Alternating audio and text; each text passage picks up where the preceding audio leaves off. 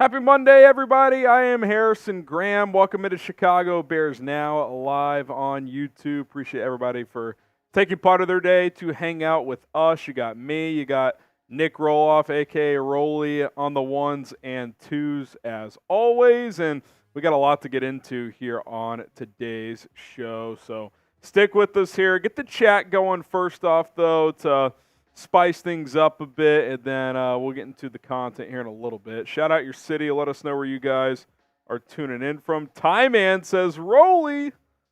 Ty Man, the Buckeye, always tuning in. Someone says, pick up Mike Glennon on a $60 million 4-year deal. We've been down that road before, Cam. Winnipeg, Canada is where Ken's watching. Where's Don Burr? I was wondering if Donnie would make an appearance, but tough night last night if you're a Lions fan. Jason in Scotia. We got Michael in Germany. Tim, USA. What's up, Tim? Bloomington, Illinois from Ron. We got Stockton, California from Elbert. Leroy, Cornwall, UK. We got Las Vegas from Den. Let's go Bears. Wasim is in Irvine, California. Another Josh in Clinton, Illinois. Let's see here. Bear Down. What's up, Albert? Champaign, Illinois from Zach, home of the Fighting Illini. Honolulu. Sounds lovely. Anton in Texas. We got Chris in Albuquerque. Belgrade, Montana from Dale. Chi-Town in the chat from Bears. We got Columbus, Georgia from William Brocky. New York City from Fuchs Cool. Grand Rapids from Dante.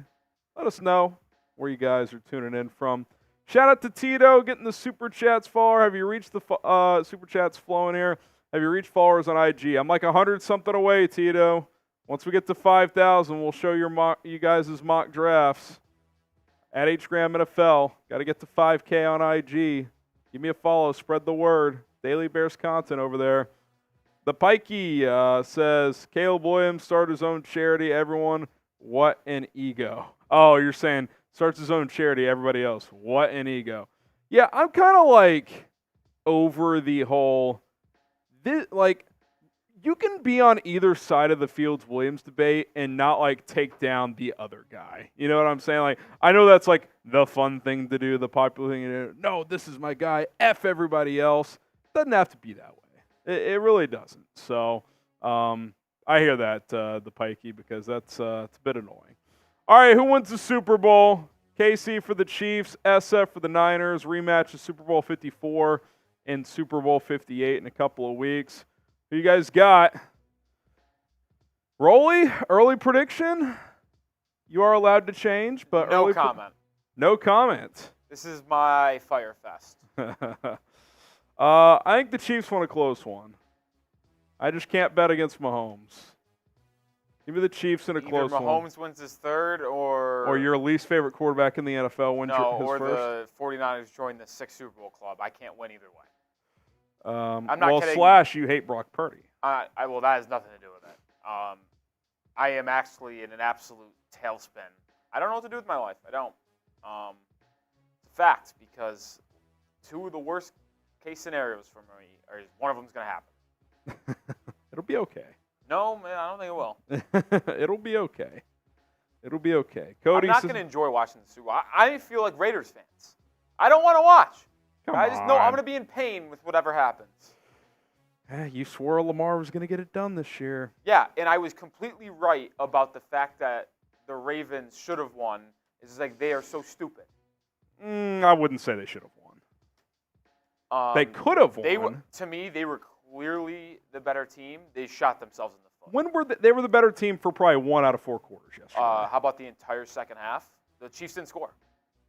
Okay, the Ravens scored 3 points.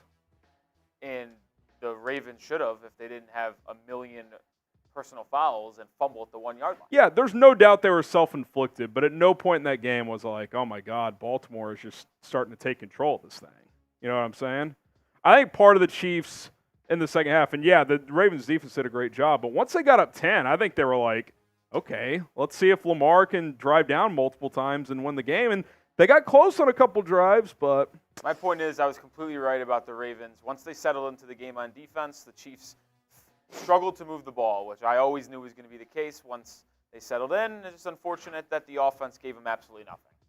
Yeah, Corey saying San Francisco. I do think part of it, though, is the Chiefs did play it a bit safe. They said, we're not going to turn the football over. Well, we'll let the Ravens do that. You shouldn't feel that way when you have supposedly the GOAT at quarterback, but that's just me. I mean, you have to manage that game to win that game, and that's what they did. It's 17-7, and you're afraid to turn the ball over. They're not. You're twisting words. Well, you said they're taking it easy, so they didn't turn it over. Yeah, Why would they take it easy? I said they. Okay, let me rephrase. They managed the game at hand very well. Did they not? They did. I thought they did. I just think that's kind of an excuse made for them struggling in the second half. Well, yeah, they struggled a bit offensively in the second half. I don't think it was like they just had no hope of even possibly moving the ball or ever scoring, though. Like, if that game was tied 17 all late, I think there's a decent chance they go down and score. Maybe. But Prize Picks. Prize Picks. Appreciate Prize Picks for sponsoring today's show. The Super Bowl, Rolly may not be excited for it, but I am, and there is a lot of money to be made with Prize Picks. Go to prizepicks.com/CLNS.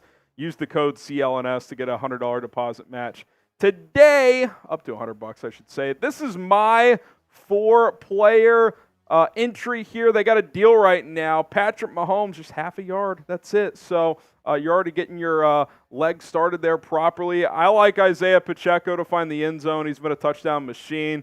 Deebo Samuel, give me the less on receiving yards there. The Chiefs' defense gives up more yards against running backs and tight ends, not as much receivers. So I'll go less on Deebo receiving yards. And then I'm going to go more on Christian McCaffrey receiving yards because of what I just said. They give up more receiving yards to backs and tight ends. That's what Baltimore should have done more if they were going to throw as much as they did. PrizePicks.com/CLNS. Use the code CLNS.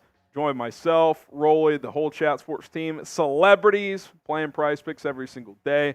PrizePicks.com/CLNS. Use the code CLNS to get started right now. Link is in the live chat. Oh boy, we got Brian. Boom! Question is, how similar is Justin Fields to Lamar Jackson? Ravens built a great team, but in the end, could not deliver. Wish I knew the answer, but do not see Caleb Williams equals Mahomes, and way to go, Roquan. Yeah, a lot of Roquan and David Montgomery discourse yesterday. A lot to answer here. I think their play styles are very similar, but I do think something that stands out, and we've seen this historically throughout Lamar's career, and I think it probably would apply to Justin too. Their play styles don't equate to leading comebacks. And what do I mean by that? When you have to get into straight drop back mode, the Ravens have not been able to do it. Like, they play very well with the lead. I think Justin Fields, when they get a lead, usually do pretty well. But if he has to come back and go straight drop back every single play, it's tougher. It's tough on every quarterback. That's why the great ones are the great ones, because they're able to do it even when the run game is taken away from the equation. So, and yeah, I don't think the Caleb Williams-Mahomes thing, like, I don't think anyone thinks Caleb Williams is going to be Mahomes. I think those comps are like play style, the quick release stuff, arm talent, all that. If you're expecting Patrick Mahomes, I think that's unrealistic because you're talking about already a top 5 quarterback of all time. Roquan, yeah, listen, Roquan got close, but no cigar. Oh, another one from Wasim Khan. Boom! Few observations. Lamar looked just like Fields did and lost and accurate. I'm a Fields guy. We need to draft Caleb. 49ers got exposed, should have lost. Watching Mahomes is like watching Jordan. I hate seeing Taylor Swift, Brittany, and Jackson Mahomes. Chiefs 34-17. Yeah, Jackson Mahomes is maybe the most insufferable person, but, you know, it is what it is. Yeah, I mean, that's the thing with Mahomes. Like, regardless of the type of game, you just feel like if he's on your side, you're going to win it. I mean, that's how it feels. But, yeah, it's a valid point when you're saying, okay, Fields could be the next Lamar if the Bears do this, this, and this. Well, is Lamar going to get further than he got this year? Because the reality is this is probably the best team he'll ever be on based on the Ravens cap situation. Like, they're probably going to lose Justin Madubuike. They might lose Jadeveon Clowney. Like, all these pieces, the OBJ's probably gone. Like, he's probably never going to play for a better team because now his contract really kicks into gear. And this is probably the most vulnerable Chiefs team that there's been since Mahomes has been there. And they got him in Baltimore at home, and they still couldn't beat him. So, yeah, when you bring that back to the Bears, you're like, can you go all the way with that play style where you're a run-first team, your defense has to be awesome, and your quarterback can do awesome things with his legs, but again, when you need him to throw you into a game, can he do it? Lamar has shown time and time again in these big ones he's been unable to. I mean, what is he doing on that throw into triple coverage in the end zone? You cannot make that throw. You just can't do it. So it's a valid question. Donnie B, how is Don Burr doing? I haven't seen Don Burr, but something I have seen and I can see right now as we unveil our Super Chat menu. First time Super Chat is 5 jumping jacks. $10, we'll spin the roulette wheel. $50, Rolly and I will do a beer bong race. And for $100, here it is, our brand new Helmet Hall of Fame. And our first 2 members are Wasim Khan and Brian. Shout out to Brian and Wasim Khan. We got some orange stickers. Wasim and Brian, if you want to get on this bad boy, we got Brian right here. I'll show him in a second. Wasim Khan getting in here. There we go. First 2 stickers. Brian and Wasim Khan. Lots more to go to fill up this bad boy. Got the orange stickers cooking. Oh, man. Appreciate everybody tuning in. Andrew Montoya, what do you think of trading number 1 to the Patriots for number 3? And center David Andrews, draft Marvin Harrison at 3, draft Bowers at 9, go all in on defense and free agency. I mean, that's assuming the Patriots want to trade up, but 3 and David Andrews, I still think there's got to be a pick in there. Take Marvin there, Bowers at 9. I mean, the Bowers-Marvin combo is interesting. There's no doubt about it. I don't think you have to go all in on defense and free agency, though. Get a couple of defensive linemen, maybe replace Eddie Jackson, but you still need more offense than defense overall. So, yeah, and the keep Justin Fields side of things, Andrew, that plan is certainly interesting. You would get your center there. You would have another big-time receiver, Brock Bowers. I mean, you guys know Rolly's a Patriots fan. Is there any scenario where they would trade David Andrews? I feel like that's pretty unlikely. Yeah, it might honestly be one of those things where, like it was Gronk back in the day where it's like, oh, you're going to trade me? I'm just going to retire. Is he? How old is he now? 30-ish? I think he's around the 30 range, but he's like... He feels like a Patriot for a Some life. people thought he was going to retire after this season. Now, he said he's coming back, but he does feel like he's at the very, very end of his career. And he's year to year at this point. He's had some concussion history. He's very, very good. There's no mistaking that. But it just feels like as the Patriots aren't really competing for Super Bowls right now, we're probably seeing the last couple seasons of David Andrews. Yeah, he doesn't strike me as someone who wants to play elsewhere. So, speaking of free agency, would you re-sign Darnell Mooney? Type Y for yes, N for no. I mean, I'm open to it for the right price. I'm certainly not going to overpay Mooney, but curious what Bears fans are feeling. Give him a new chance with the new OC, a new wide receivers coach. Maybe he gets things turned around a little bit. Not that everything was his fault, certainly. Justin certainly missed him a bunch this year. They were just not on the same page. Cam says yes. Daniel says no. Rebecca and Tim say no. DJ says no. Ron says yes. Turtle says no, but I have his jersey, so yeah, that's always a pickle to be in. Honey Badger says no. Zach says no. Steven says yes. Jason says yes. The Scroll says yes. Another Josh says no. Wasim says no. Corey says yes. Hell to the no. I'd say it's like 65% no. I'd probably move on. If it could be one of those where you let him test the market, and if a market doesn't emerge, maybe you get him back for cheap. Who knows? Shane says, spin that wheel. JF1 is our guy. All right, Shane, we're spinning the wheel here. Fire this thing away, Rolly. See what we got here.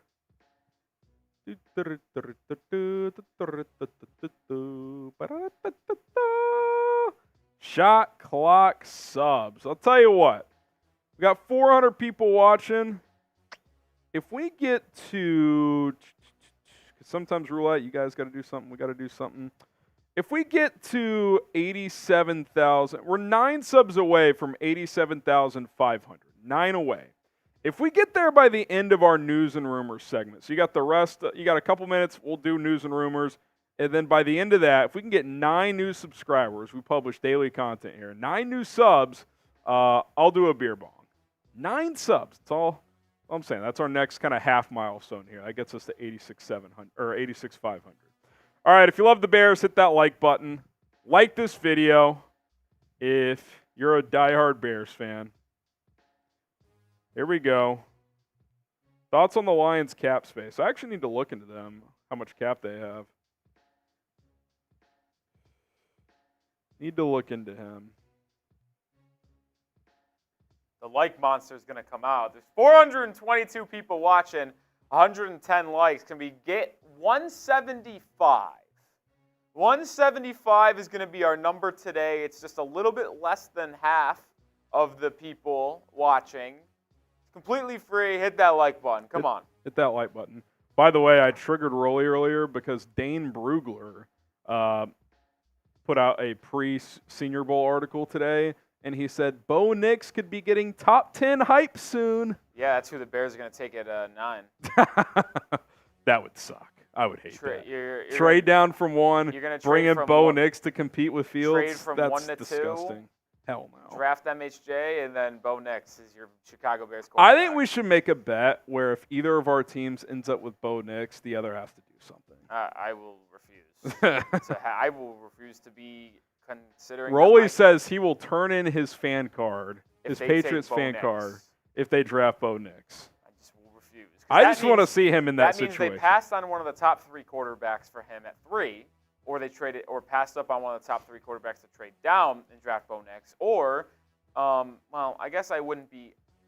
I could convince myself into the Marvin Harrison Jr. at 3, Bo Nix at 34. I could talk myself into that just based off value, but I still think Bo Nix is a horrific football player. Based on, that post, it doesn't seem like he's going to fall to round 2. Well, good, because that means the Patriots can't draft him. 19 likes away. Rolly does not want that scenario to come into play. Let's get to 175 likes. Let's make it happen. 19 away. And remember, if we get to 86,500 subs, we are 7 away by the end of our news and rumors segment coming up. We will I'll do a free beer bong for you guys. All right, latest Bears news and rumors coming up. We'll get into that in a second. Also, we're going to take a look at some defensive free agent targets now that the Bears have hired a defensive coordinator, Eric Washington. And Bleacher Report put out some interesting trade rumors around the Bears, so going to dive into those as well. Busy show coming up here on today's show. Don't worry about recording, Rolly. We're good there. Okay. 7 likes away. 7 likes away, 7 subs away. Let's make it happen. So all that and more is coming up here on Chicago Bears Now. Stay with us. 6 likes away. 6 likes away. You know what? We're not starting until we get there. 6 likes away. There we go. All right. Bears Now continues right after this.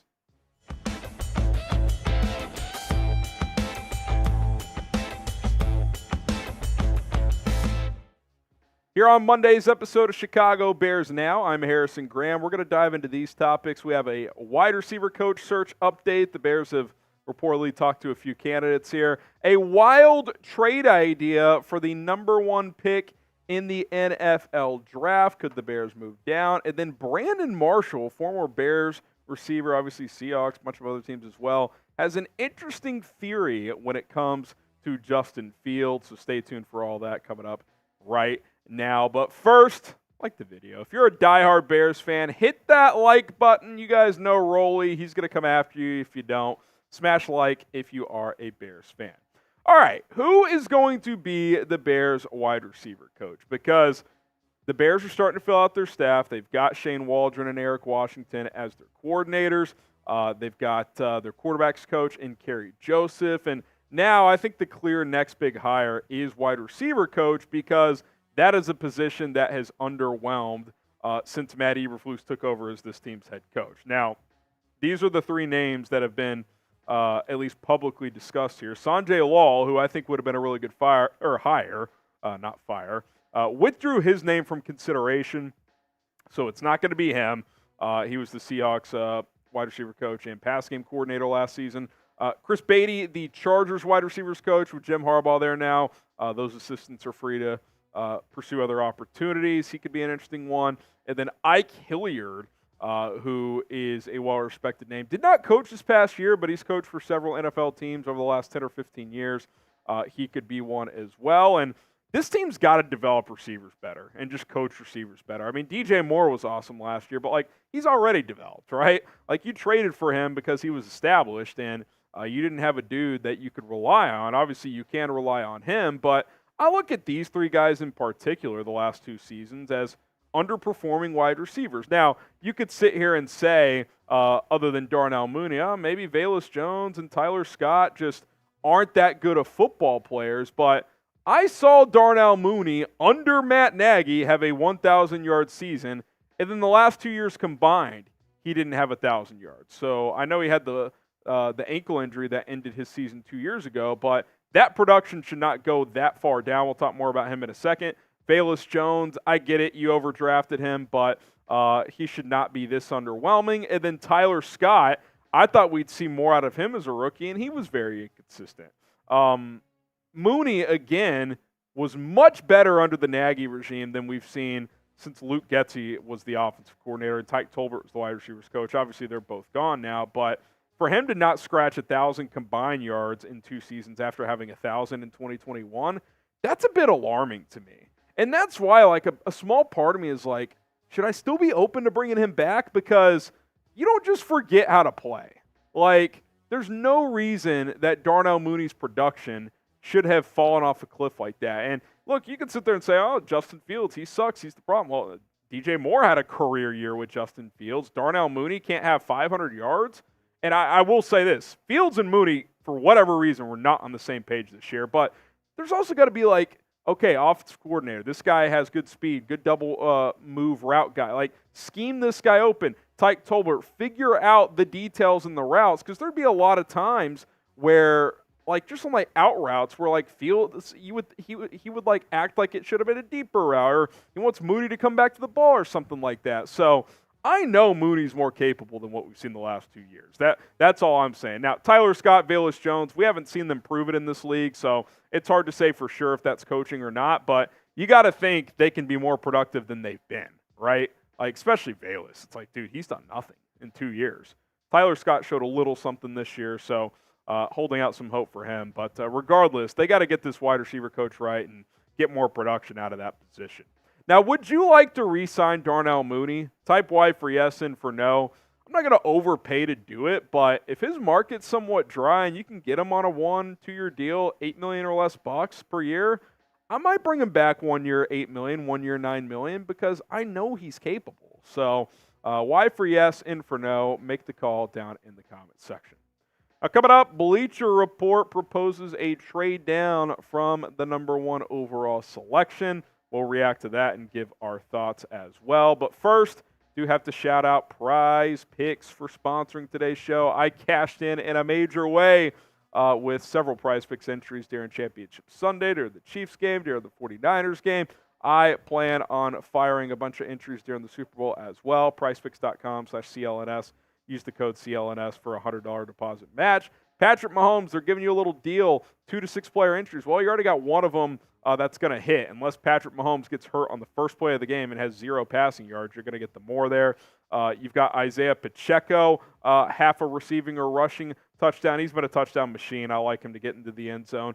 Deebo Samuel, the Chiefs give up more yards to backs and tight ends than they do receivers, so I'm going to go less on his receiving yards, but more on the McCaffrey receiving yards based on what I just said. This is 10 to win $100 there. I love this play here. PrizePicks.com/CLNS. Use the code CLNS. Make some money today with Prize Picks. And between now and the Super Bowl, you, of course, have plenty of NBA, NHL, college basketball games you can put your money down on as well.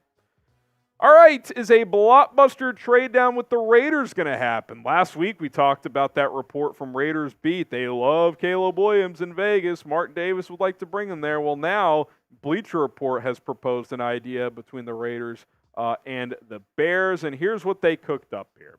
Essentially, the Bears would receive 2 firsts, 2 seconds, and 2 players for the number 1 overall pick. Number 13 overall pick this year, first-round pick next year. The Raiders' second-round pick this year, second-round pick in 2026, and then Jakobi Meyers and Michael Mayer.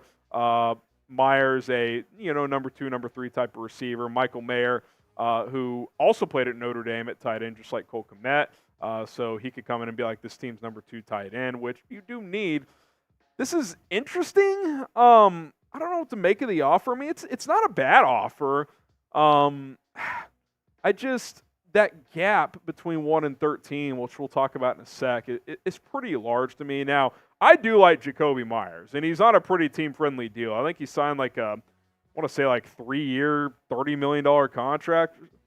Yeah, same thing as Juju did with New England, 3 for 25, 3 for 30, something like that. So for an 800-yard, 8-touchdown receiver, I mean, that's pretty damn good if we're being honest. Now, Michael Mayer started really slow, but he picked it up late in the year. I liked him coming out of Notre Dame. These numbers aren't that far off from what Cole Kmet produced as a rookie in Chicago, so I expect him to get better and better as well. But again, that gap from 1 to 13 is massive, dude. Like, I think you have to get another first-round pick. Like, even if that means you don't get one of those 2 players. Like, I just think you got to get more draft capital if you're moving down from 1 to 13. Because if you're making that move from 1 to 13, you are not only not taking Caleb Williams, you're like all in on Justin Fields, which I guess is fine, or I guess you could draft a guy at 9 or 13 to compete with him or to at least hedge for him or take someone in the second round. But if I'm moving down, I don't want to move that far. Like, there's other premium players. Forget quarterback. You're not getting any of the top 3 receivers. You're probably not getting Brian Thomas. I guess you could take one of those dudes at 9 because you have 9, but you're out of Brock Bowers' range. You're out of Malik Neighbors' range. You're probably out of Dallas Turner range. So I don't know. If I'm going to miss out on all those players, I think I need a little bit more than 2 firsts, 2 seconds, and Jakobi Meyers is the headliner. So I don't know. I'd have to think more about it. Who wins this trade? Type B for the Bears or R for the Raiders? Again, it's not a bad offer. If you throw another premium pick in there, I'd be more interested. But I think I would probably pass here. I mean, that's the conclusion for me. Like, I'd rather take another premium pick and dump one of those players in that trade, if I'm being completely honest.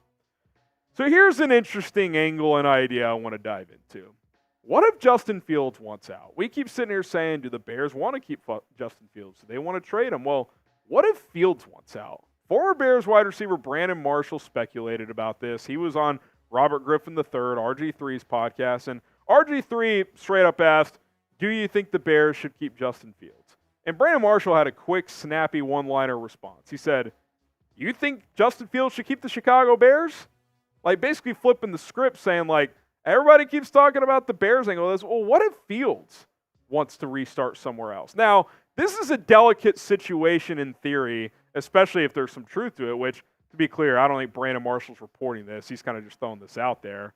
But this is delicate from Justin Fields' camp if there's truth to it. Because if you're Justin Fields and you deep down would rather start over, I don't think you can go public and request a trade based on your inconsistent play over 3 seasons, right? Like, players that request trades have more skins on the wall than Justin Fields has, right? Now, if they drafted a quarterback number 1 overall and he was still on the roster, yeah, at that point it's acceptable to request a trade in my opinion because they've drafted your replacement. But I don't think before the draft, like, Justin Fields can go public with his agent and be like, yo, we're requesting a trade. I just don't think you can do that. Now, you can do silent conversations behind closed doors. Maybe you kind of send a message to the Bears like, hey, like, I know y'all are thinking about this decision, but if you want to trade Justin, like, if you're his agent, we're cool with that. Like, we're cool with him starting elsewhere. Now, there's no evidence that's the case. Again, Brandon Marshall's not a reporter. He's a talking head now, and Does a good job for, I think he's with ESPN now. I'm not sure what it is, but it's interesting nonetheless because I could see a scenario where Justin could look at this and be like, man, my rookie year, I was drafted by a GM and head coach that then got fired. That, by the way, that regime gave me no first-team reps in practice and threw me into the fire in week 3. Then the new regime came in and tore down the entire roster, and my second year was mostly a wash. And then this year, it was all on this year for me to prove myself. Like, I could see him being like, I'd rather go to a new situation. So there's no evidence of that, but would it shock anyone if behind closed doors he and his team were like, hey, man, it might be better if you start somewhere else. So it's interesting, nonetheless, from what Brandon Marshall says. And I will say this, if that was true and if he went to the Bears privately and was like, hey, man, like, it's cool if you trade me, like, I get it, then that probably makes it a little easier on Ryan Poles on what to do. So certainly something to consider. Fill in the blank for us. Justin Fields will play for the blank in 2024. Will it be the Bears? Will it be the Raiders? The Steelers? Someone else? Fill in the blank for us down in the comments. And don't forget to subscribe to the channel. We are trying to get to 87,000 subscribers as soon as possible. If you want daily Bears content like the latest news, rumors, and a whole lot else, don't forget to subscribe today. And don't forget to sub. We're trying to get to 86,500. I'll give you guys... Rolly said we didn't get there. That's a damn shame. 86,496. I'll tell you what. We'll hit however many super chats are left, and then we'll refresh. We're 4 subs away. If we get there, I'll still honor it. If not, no beer bong. So subscribe if you want a free beer bong. Daily basis, this will be clearer after the draft, but what are your expectations for next season?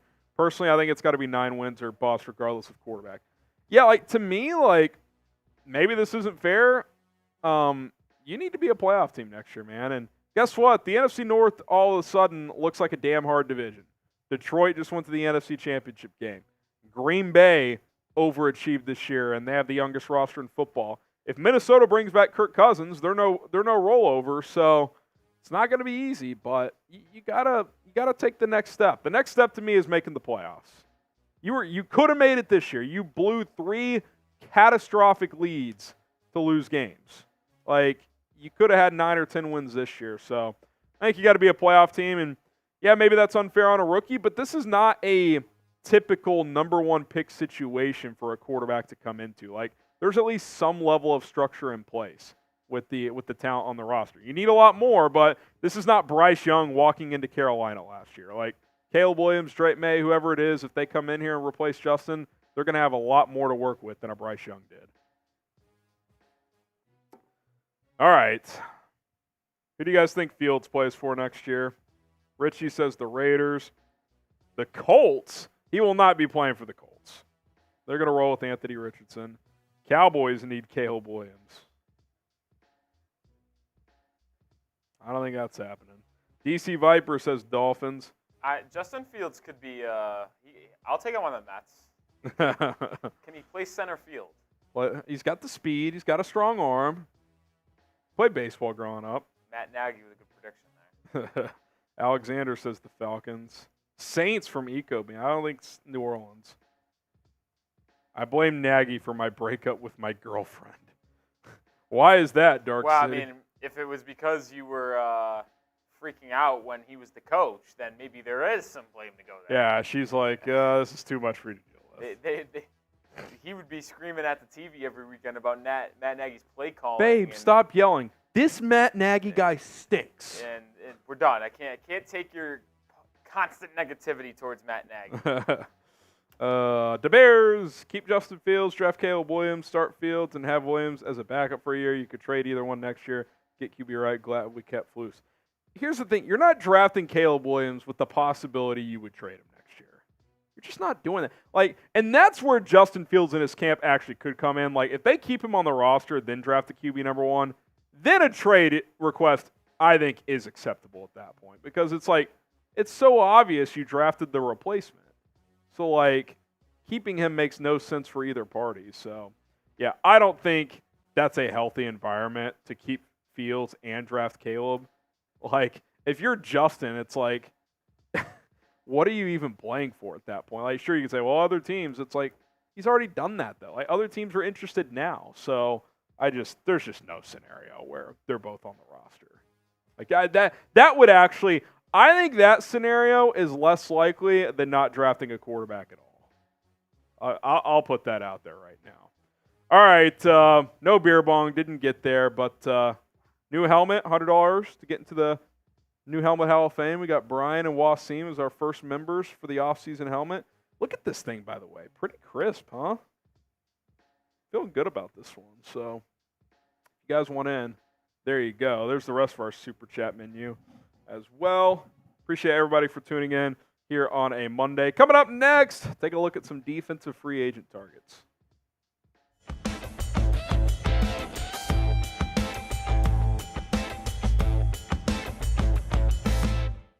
I'm Harrison Graham. Welcome into Bears Now. On today's show, with the arrival of new defensive coordinator Eric Washington, I figured we could take a look at some defensive free agent targets. We did some offensive free agent targets once the Bears hired Shane Waldron. Go subscribe and check out that video.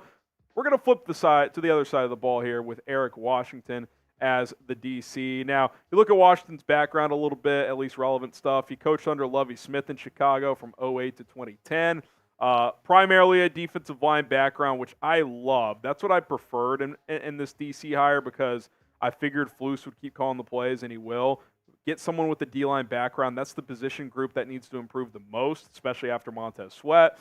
He does have defensive coordinator experience. He was the DC in Carolina for a couple years, and he's been coaching since 1997 and been in the NFL since 2008. So he has a lot of experience, primarily as a D-line guy, which I'm a very big fan of based on what the Bears defense needs. And yeah, like I said, they need the most help, right? Like Montez Sweat made a big difference, and other guys got better because of it, but you need another step out of Javon Dexter. You need DeMarcus Walker to be a little bit more consistent. Zach Pickens to step up. So I'm excited for Washington to be in here, but I'm also excited for some guys you could bring in for Washington to help develop and coach as well. Now, February is almost here, and I am starting a February subscribe battle with the Cowboys Report, two of our biggest NFC channels and just channels overall here at Chat Sports. So, Tom Downey, I'm challenging you. Most subscribers in February. I haven't actually told him this yet, so we'll come up with some kind of competition. The winner gets blank, or the loser has to do blank. Let's make it happen. Let's not lose to the Cowboys Report and Tom Downey. If you want daily content, hit that sub button. All right, let's start with the edge position, because I do think that is the biggest need on the defense right now. Brian Burns, and listen, the first two guys we're going to talk about here are, prime tag candidates, but I think there's an interesting connection here. Washington Brian Burns was on that Carolina Panthers staff when Burns got drafted in 2019, and an old quote from Burns has surfaced from that year, from when Washington was the DC and prior to that the D-line coach in Carolina. Here's what he had to say about Eric Washington. He said, "He gets to know you before he coaches you, because he wants to know how hard he can push you. You got to know me, and I think that's why our bond is so tight, and that's why I'm able to learn." And you look at his past 4 seasons since Washington has left, Burns had 7.5 sacks with Washington. Since then, he was able to learn. He was able to take those proper steps, and I think Washington helped set the foundation for his career, and he's been very, very consistent since then. Wasn't as good this year as he was last year, but let's be honest, Carolina as a whole was a bit of a mess. I love Brian Burns, and we know for a fact that Ryan Poles likes him. He was a name that got reported as a potential piece in the trade for the number 1 pick last year. Obviously, the Bears got DJ Moore instead, which that was a very good move. But there's been other reports of him being interested in trading for Burns as well. I don't think he would trade for him if he got franchise tag, but if somehow he slips through the cracks, I would absolutely sign him to a mega deal. How about Josh Allen, not the Bills quarterback, the Jags pass rusher, who did have the best year of his career as he broke out with Jacksonville here in 2023. You look at the sacks and the pressures in particular, 17.5 there, 90 pressures for Josh Allen. He was very, very good and very, very productive. And like Brian Burns, prime franchise tag candidate. Like, if they can't get long-term deals done with their current teams, I would expect those teams, Jacksonville and Carolina, to place the franchise tag because these are too valuable of assets to just lose them in free agency. However, if they slip through the cracks, if they decide not to, I would absolutely outbid another team for them, even if you have to overpay. These are young, talented edge rushers that you could pair with Montez Sweat and really get after quarterbacks for the foreseeable future. Now, pick an edge. Who would you rather have? They're both very good. Type BB for Brian Burns or JA for Josh Allen.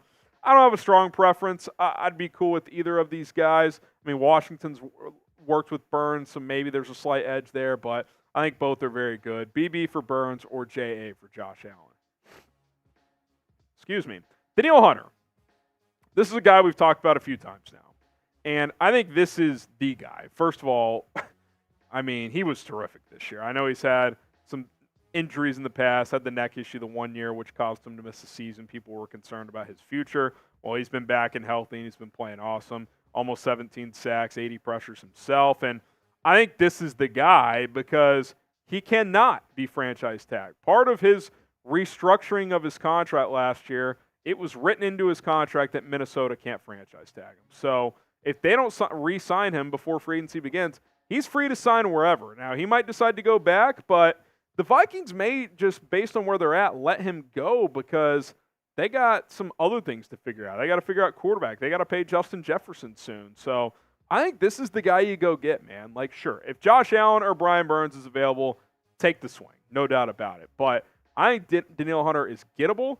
He cannot be franchise tagged. He's only 30 years old. I think you can give him a 3 or 4 year deal and have it be worth it. I'm absolutely in on Danielle Hunter. Now, here are some other names, some lesser names. Bryce Huff, really good pass rusher, okay against the run. Chase Young, did you guys see that clip from the NFC Championship game where he's just like walking around? It's almost like he started jogging one way and then your Madden controller died, and so he was just stuck jogging. That's what it looked like. I was like, dude, what kind of effort was that? When he tries, he's a pretty decent player, but the effort's questionable there. Jonathan Grenard had a breakout season for Houston. He's an interesting one. Jadeveon Clowney was really good for Baltimore, man. I mean, if you can get him on an affordable 1 year deal, I'm interested. Same with Zadarius Smith in Cleveland. Josh Uche, what do the Patriots do there? He's a name to follow. Leonard Floyd, who, by the way, played under Eric Washington in Buffalo this year. I think a potential reunion in Chicago could be a possibility. Michael Dana in KC, Ryan Poles was in that front office when they drafted him. He had a career year. AJ Epinesa, also in Buffalo with Washington. You got Andrew Van Ginkel as well. So some pretty good edge rushers in this free agency period. If you don't want to go for the A-plus home run, some B and C line players here as well. Chris Jones, as we go to the other position on the defensive line, defensive tackle, 3-tech in particular here. I mean, you don't even have to say that much about Chris Jones. I mean, he's just a dominant player. I mean, there's really no other way you need to even put it. I mean, he's so dominant. When the Chiefs lost in Week 1 to the Lions, they're like, all right, man, we'll figure it out. Just come back. They got that done for this year, but now he's able to hit the free agent market again. Now, the Chiefs have an interesting decision. What do they do with Chris Jones and L'Jarius Sneed? It's going to be tough to keep them both. Now, you could extend one, tag the other. That's possible, but the Chiefs have some cap space, but not a crazy amount. Could they do it? Yes. They could move contracts around and make it work. Will Brett Veach do it? The Chiefs GM do it? That's a different question. I could see them picking one and letting the other go. And if Chris Jones is the guy let go, I know he's 30. I know he's going to cost a shit ton. I'd be willing to do it because he's that dominant of a presence. Now, we got some FGB. Get it spammed in the comments. T-shirts available at chatsports.com/FGB. Sizes go up to XXL. Pick one up today. Link is in the comments and in the description. chatsports.com/FGB. Justin Madubuike for Baltimore, who had an awesome year. He was very good as well. I think he's going to get priced out for Baltimore. I feel like the Ravens really missed their chance this year because they had a lot of good young players mixed with veterans, and now a guy like Madubuike is going to be hard to keep because he had this career year, 13 sacks. He's one of the best interior rushers in the NFL this season. I've seen PFF project him at $23 million per year. That's a massive contract for a guy who before this year is kind of just a solid player, not great. So for those reasons, I'm not sure Baltimore can pay him. And look, once you pay the quarterback big money, like the Ravens did, which you have to do when you have that guy, But it's hard to keep players like this. It's why you have to keep drafting well, etc. So, if you want to tie it into the quarterback discussion, like if you're going to keep Fields and pay him in a couple of years, take that for what it's worth because it's harder to have a stellar roster around him. Christian Wilkins for the Miami Dolphins. He's another player as well. This feels like a tag situation. I think Miami probably tags him because he was kind of just okay. Then this year he has this breakout year with 9 sacks and a lot of pressures. I feel like the Dolphins are going to tag him and make him prove it again, which is probably the right move. But he was very good for Miami in the middle of that defense. That defense did have some issues under Vic Fangio, who's now in Philadelphia, but he was not one of them. He was, top 2 or 3 player on that unit. So, again, if he's available, I'm interested. I think he gets tagged, but if not, I would certainly take a swing there. So pick a defensive tackle. If you could have any of these guys, who would you pick? Type CJ for Chris Jones, JM for Justin Madubuike, or CW for Christian Wilkins. I would probably just order it like that. Jones, Madubuike, Wilkins. I'd be fine with any of them. Some other defensive tackles that are out there. Leonard Williams. I feel like some team's going to overpay there. DJ Reader, when he's healthy, he's awesome, but he does get hurt a lot. Grover Stewart could be like a bargain bin type of guy. Matt Eberflus coached him in Indianapolis. He's not going to cost as much. Might be in like the $5 to $7 million per year range, so keep an eye on that name. Fletcher Cox, sounds like Philly and him might be parting ways. Maybe you want to bring in a vet presence on a 1-year deal. Daquan Jones, Buffalo, again, Eric Washington connection. He could be a guy that comes in and rotates, so a few names to keep in mind there. Excuse me. All right, let's go to safety. Xavier McKinney with the New York Giants. Really good year, man. I mean, tackling machine, had 3 interceptions as well. I don't think the Giants are going to pay him, to be honest. I think they're going to let him go. So if he's out there, he could be a potential Eddie Jackson replacement depending on the cost. Obviously, depends on what they do with Bojack, but I like Xavier McKinney. He can play both safety spots. If you lose Bojack, you need a free. He's capable of doing that, so certainly wouldn't mind that. If you want to go with someone who's a little bit cheaper but also a little younger, Geno Stone, who really broke out this year. The Ravens ran a lot of 3 safety schemes, and he kind of became that deep, just center fielder guy for them, and he was a ball hawk machine. I mean, 7 picks and 9 breakups. His coverage grade through PFF was almost 85, which is one of the highest in the NFL. I think he's capable of being this team's free safety next to Jaquan Brisker, and I don't think he'll cost a lot. PFF says 2 years, $13 million. That's kind of what you're looking at. So you get a guy like this for $7 million or less per year. He can be your starting free. Hey, man, I love the coverage skills. Get more takeaways. Should the Bears cut Eddie Jackson? C for cut, K for keep. Make the call. Unless he takes a major pay cut, I think you got to release him. Julian Blattman with the Indianapolis Colts. You got a Flus connection here. Spent his first 2 seasons under Flus when he was the DC in Indy. Obviously, the last 2 years, Flus hasn't been there, but I like that connection if you're going to bring a guy like this in place. I mentioned that with Grover Stewart as well. Be interested to see if Flus, pushes for any of these guys that he's coached in the past, how much input Eric Washington has in building this roster. So all those things are important. And anything in light, networking is important. So, like, if you know someone, you feel good about their capabilities, you're certainly going to vouch for them in free agency. Now, I did want to mention these are kind of the top guys at safety, but all 3 have been heavily linked to being franchise tag candidates. Antoine Winfield in Tampa could get tagged, and if he does, that means Mike Evans hits the market potentially. So that's interesting on the offensive side of the ball. Kyle Duggar, do the Patriots keep him? Do they re-sign him? Do they tag him? I feel like they'll tag him if they don't get a deal done. Cameron Curl as well with Washington. He's been pretty damn good. He could get franchise tagged as well, especially since they traded Montez Sweat to the Bears and obviously Chase Young away. Those are going to be 2 prime tag candidates, but with them out of the picture, Cameron Cole could be that guy. So I would put any of those players in the category of if they don't get tagged, I'm interested, but I do expect them to get franchise tagged. And then I'm only going to talk about one corner, and I'm not even going to hit linebacker because the Bears have 3 starting caliber linebackers. They have Noah Sewell as well. But corner, just re-sign Jalen, right? Like, you need to keep him in 2024 and beyond. Worst case, you can franchise tag him. But highest graded corner in the NFL per PFF, Gave it just 33.3 passer rating when targeted. Again, if a quarterback spikes the football over and over again, it's 39.6. So it was negative plays when you're throwing at Jalen. So keep him. Tyreek Stevenson is really growing nicely. Kyler Gordon took a nice step this year. You've got Terrell Smith. Your corner room is well positioned for the years to come if you re-sign JJ. All right, who is your top defensive free agent target? Who is it? Let's talk about external. So no Jalen Johnson. Other guys, who is your top defensive free agent target that you want to bring in here? Let me know. I would love Brian Burns, Chris Jones. I don't know if they're going to be available, but if you can get one of those premier defensive linemen, man, to pair with Montez Sweat, that would be absolutely fantastic. All right, guys, thanks to everybody for tuning in to this episode. Hit that subscribe button for more Bears videos. We'll see you soon. All right, one more segment to come here in just a moment. Daily basis is Chris Jones, Brian Burns from Augustine, Daniil Hunter from Aaron, Xavier McKinney from David. Chris Jones would be perfect. He's a dog, man. Marty K says, Harry, Rolly. What's up, Marty K?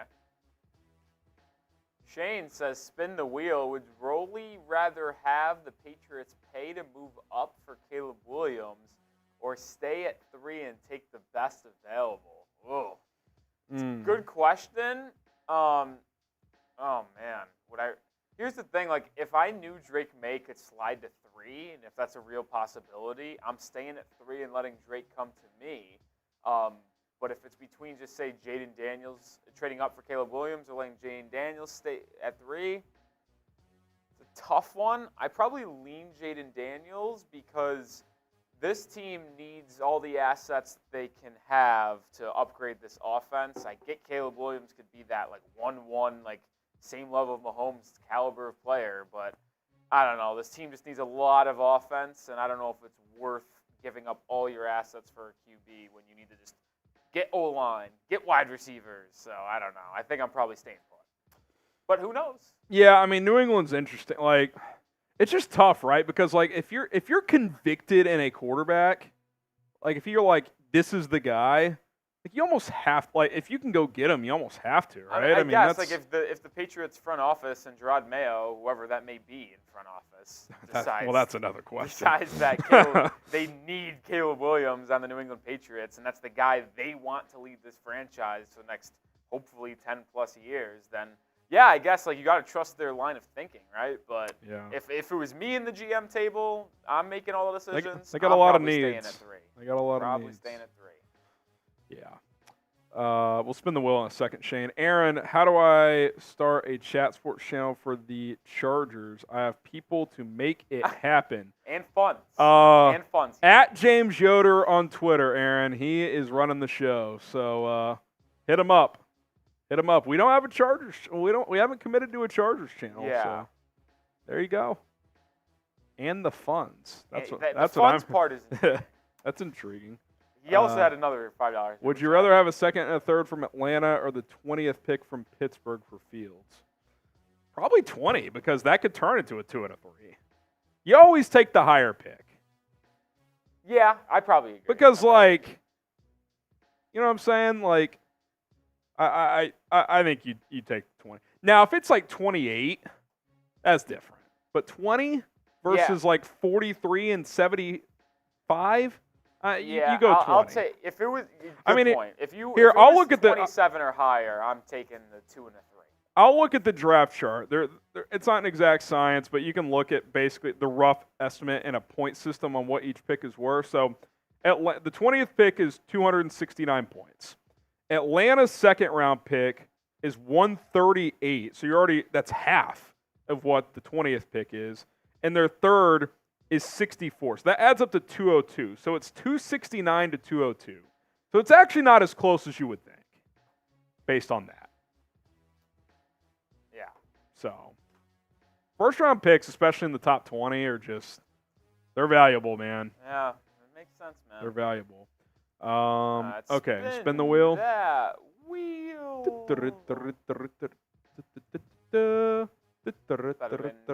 This is for Shane Link.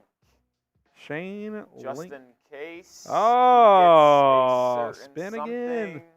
He gets another spin, a.k.a. just another, I don't know how to phrase that. Spinning again for Shane. It's like not another, Oh, Shane, you get into our Bears Now Helmet Hall of Fame. Congratulations to Shane. Shane Link, Shane Link. It usually is $100 to get into the Bears Now Hall of Fame, but that roulette wheel, it can be generous. Shane Link joins the Hall of Fame. Sent in $20 today, so technically 1/5 of the price. Hey, got blessed by the wheel. Shout out to Shane Link, man. The first wheel spin didn't really provide Shane Link, anything. there you are, man. The third sticker on our new helmet. I gotta say, this thing is clean. It's matte, it's not the shiny, it's matte. Dude, myself before that. Would anyone complain if the Bears had a white helmet? The official helmet. At least like an alternate one, right? Well, the NFL's also weird with their helmets. That's true. You like it can takes a only long time. It takes a long time. Well, you can only you can't have like all these different uniform combinations. Yeah, you could only have like I think one different helmet. Yeah, well, technically the Bears, they have that orange one, and they also have the throwback. But I think the throwback's like its own category. Okay. So they're not going to ditch that. Yeah, I just realized they do have 3 different helmets, which I thought you were only allowed 2. That's fascinating. I think you're only allowed. I know you're only allowed 2 primary colors. So like they have the navy and the orange. They couldn't like decide, oh, we have a black now or something like that. Gotcha. So yeah. All right. Let's dive into our next. Take the sweatshirt off, bud. Why? Sniffers Row. Please take your shirt off. I don't know if I'm comfortable with that. All right, let's I don't even know. What are we doing here? Trade rumors from Bleacher Report. Let's dive in.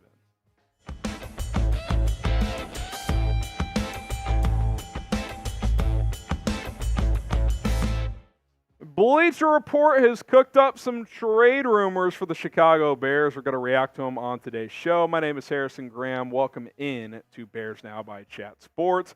Kind of want to just list out what Bleacher Report did first, then we'll kind of dive into this here. They had a trade assets category and then a trade targets category. They obviously mentioned the number 1 overall pick, their top asset, which agreed. Outside of like the Mahomes and the Allens of the world, the number 1 overall pick in any given draft it's for sure the top non-player draft in the sport. Justin Fields, and then Eddie Jackson, which I have to shoot that down real quick. Eddie Jackson's cap hit this year is over $18 million. The Bears can save $12.5 by cutting him. The point is no team is trading for his contract. So that is actually not a trade asset. Now, maybe in some scenario where they restructure his deal and then trade him, could that happen? Yes, but not as his contract currently sits. So I'll actually dispute that from Bleacher Report. I don't view his contract as an asset. These trade targets from Bleacher Report, which we're going to dive into one by one here in a little bit, pretty interesting. Tyler Lockett, Seahawks, you got the Shane Waldron connection. Amari Cooper with the Browns. And then Dante Jackson, which to me is kind of the Eddie Jackson of this category of why is Dante Jackson a trade target. I'll further explain once we get to him as well. So we're going to dive into all of that here on today's show, get my thoughts on each little section. But, hey, perfect time to join the channel. It's 100% free. We'll cover Bears trade rumors all off season long, so subscribe, turn on those notifications, and never miss out on the latest on your Chicago Bears. All right, let's talk about the number 1 pick and the quarterback. We'll kind of tie them in together here. Do you trade Fields? Do you trade the number 1 pick? The Bears obviously have to make this massive decision the biggest decision they've had in a while, which is quarterback, because the number 1 pick does equate to the quarterback if you keep it. I don't think you're drafting MHJ number 1. Obviously, Justin Fields is a polarizing figure. The highs have been very high. The lows have been low. The flash has been fun. The inconsistency has been frustrating.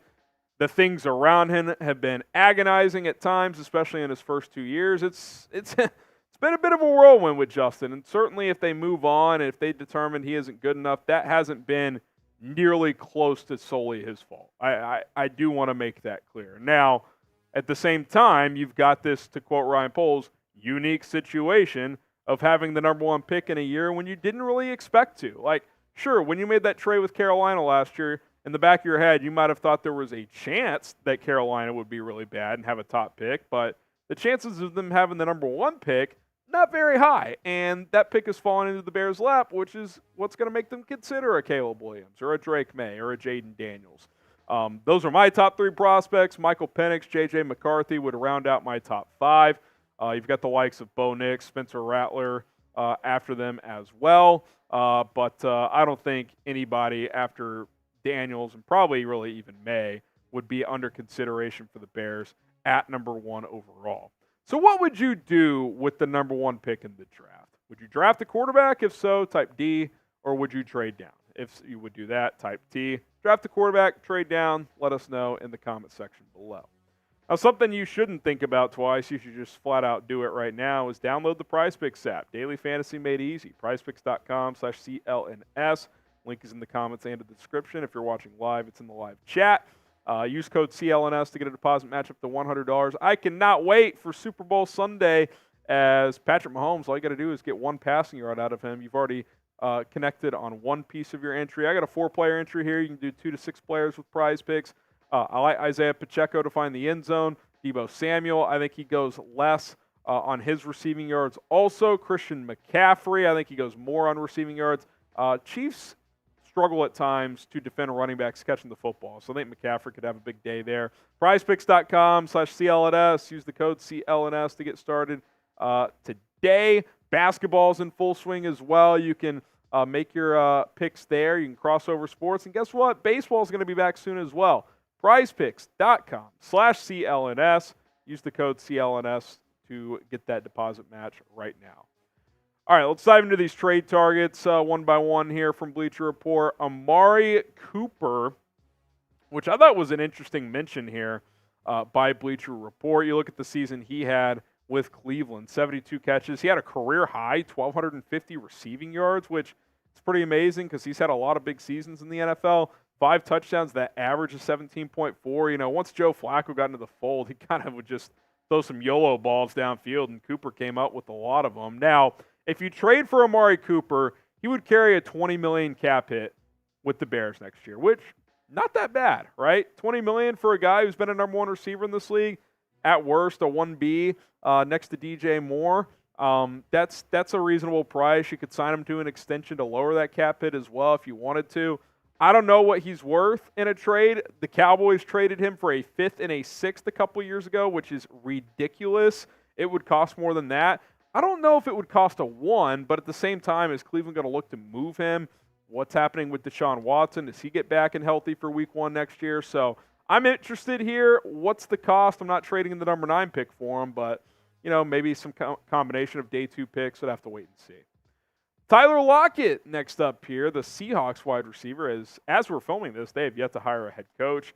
Depending on when you're watching, maybe they have, but unclear how they view Tyler Lockett moving forward. Obviously, Shane Waldron coached him for 3 years the past 3 seasons, and he's kind of just been the epitome of consistency in Seattle. His numbers dipped a touch this year to about 900 yards, but 2 straight 1,000-yard seasons before that with Waldron. He's been a guy that's found the end zone pretty consistently, 22 touchdowns the last 3 years. It's an average of 7 per year. Really good number 2 type of receiver. A little bit older. I think he'd be 32 this year, but if you want to bring him in, have him for a couple of years, maybe throw like a 3rd-round pick for him.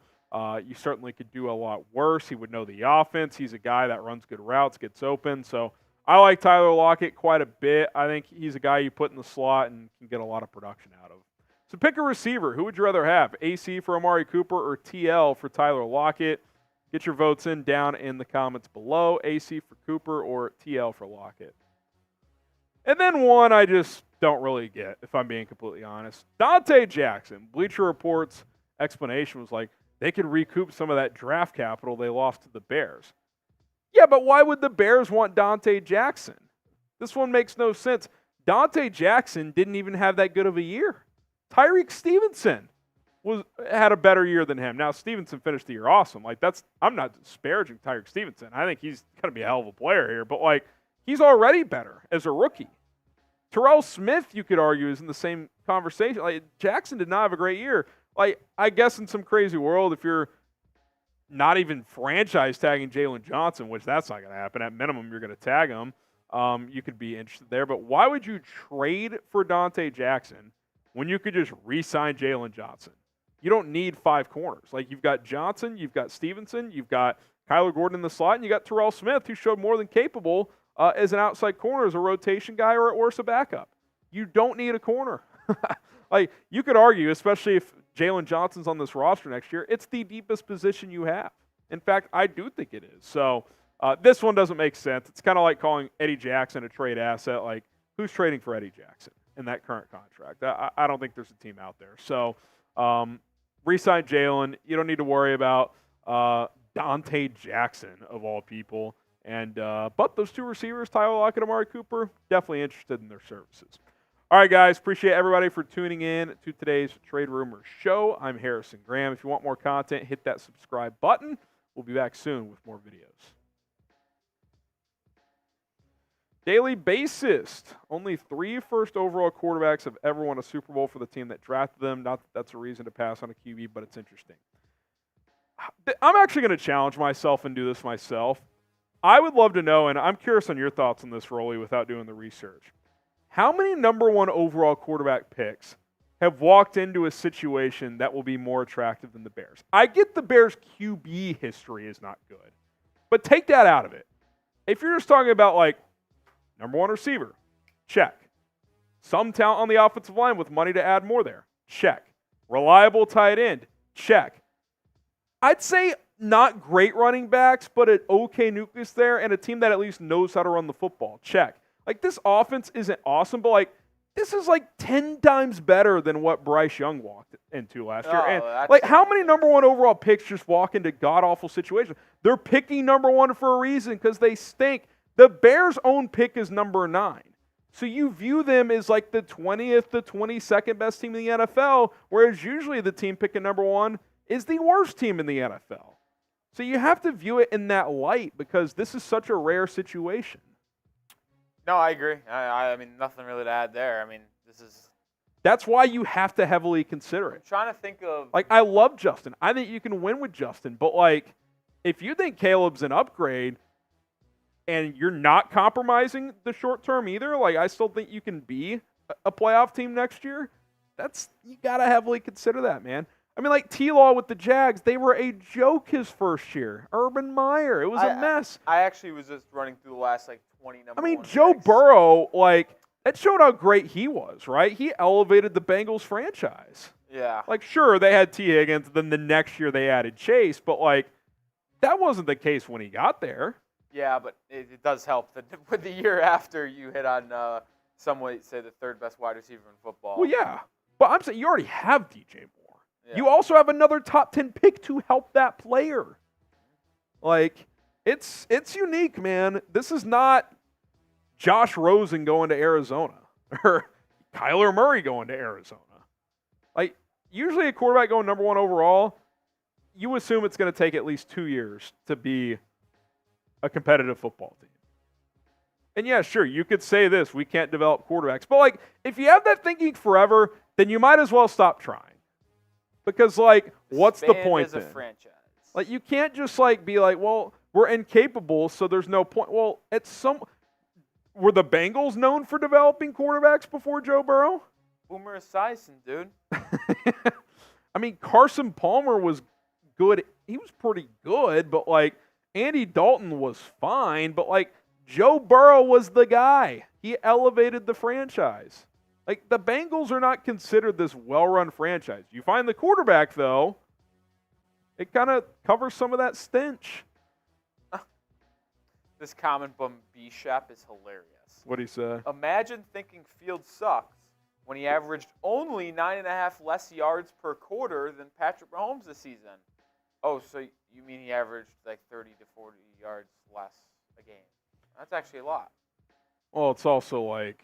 That is an guys, insane way to look at it. We also just, like, this Mahomes thing, Like, dude, like guys, we're watching one of the greatest quarterbacks ever. I don't care if he had a down season. Like the skin's on the wall. Rolly's the biggest Patriots Tom Brady guy on the planet, and I have nothing but respect for Brady. He is the GOAT. But like, even he could sit here and say the Mahomes thing, he's in his own category right now among current active NFL quarterbacks. This playoff run has proven it. Like, the 3 quarterbacks he's beaten in the playoffs are all going to finish higher in the MVP race. Like, he's the regular season doesn't matter for him, man. Like, he's just in his own category. Aaron Wolf. It's got a little messed up, but he's basically saying, praying that the Pats are willing to trade 2 firsts and 2 seconds to move up 2 spots. Oh, I didn't move over. I don't know why. That's a lot, man. Like, yeah, I know, no chance. I know the number one, maybe 1 first and a second. Like, maybe you get their second this year and their first next year plus 3.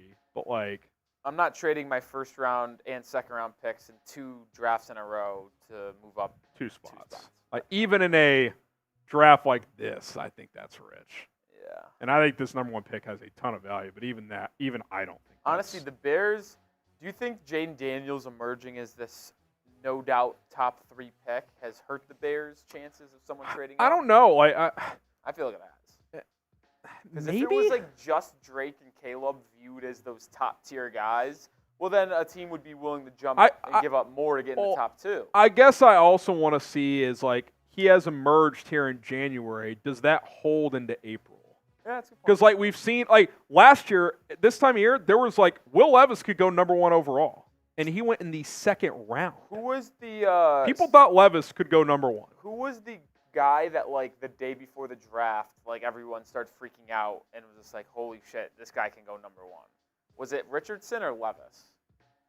I don't know about the day before the draft, but like in January, February, it was like Levis is going to go top 3, maybe number 1. Like, I don't know about the day before the draft. No, there was like a It might have been, I think it was Levis. I think it might have been Levis. And he went second round. I remember seeing like a Reddit thread or something like that. Like people started like freaking out and like doing this deep investigating reporting saying that Levis was going number 1. Now to be clear, I don't think Daniels is going second round. I'm just saying like this does happen with quarterbacks in the draft process. Like Dane Brugler this week, Bo Nix, top 10 draft buzz. Like maybe he goes 10, but he might not go first round. I don't know. Like we do this with quarterbacks. Maz Tanker, would you rather have Mike Martz or Luke Getsy? 2011 specifically, Mike. Trying to remember the years here. Let me see. Let's look at the 2011 season. The Bears' 2011 offense was it wasn't great. I'd still probably take Martz though. I mean, it wasn't great, but I'd probably go Martz. Yeah, I just didn't get Getsy not leaning into Fields' strengths more. Is Fields a Super Bowl QB? If not, you draft a. Well, yeah, I've said that. Like that's the question you have to ask yourself if you're polling this team. Like, can you envision a scenario where Justin Fields wins a Super Bowl for you? And if you can't, then it doesn't mean you draft a QB for sure, but it means that if one of these QBs you're evaluating has you answer that question yes, then you do draft a quarterback. That's what it means. That is what it means. I don't know if Ryan Poles views Caleb Williams as someone who can win a Super Bowl. But if he does, and if he doesn't think Fields can, then I feel pretty confident that he'll draft him. But I don't know the answers to those questions. Only he does, and maybe 1 or 2 people around him right now do. All right. Is that it? Yeah. Caught up? That is all super chats. 2 likes from 300. Hit the like button. Hit that like button. Got the new Helmet Hall of Fame started with Brian Wasim. We got Shane Link in here. Shane Link. Shout out to Shane Link. Christian says, Harry, I bet I'd smoke you in Madden. We're not shutting the door on the Madden scenario. Stay tuned. Maybe we get something rolling there. But stay tuned on that. Caleb Haney, Bears legend. Yes, he is a legend. All right, we're out of here. Appreciate it, Rolly. Appreciate you guys for tuning in. Thanks for all the likes, comments, donations. You guys are the best. Bear down. We'll see you guys soon.